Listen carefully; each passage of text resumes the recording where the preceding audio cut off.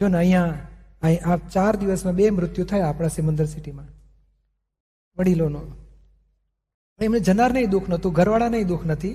બીજે દડે સત્સંગ, બીજા નહીં, 2 કલાક પછી સત્સંગમાં બેઠેલા અને કે છે અમને કંઈ બન્યું એવું લાગતું જ નથી. પણ એ મહાવિદ્ય ક્ષેત્રે ગયા એનો પુરાવો શું?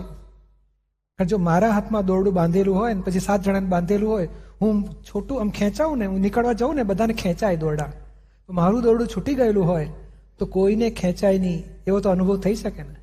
બોલા કોઈને દોરડા ખેંચાય નહીં એનો અનુભવ કે એમની સમાધિ મરણ હતું.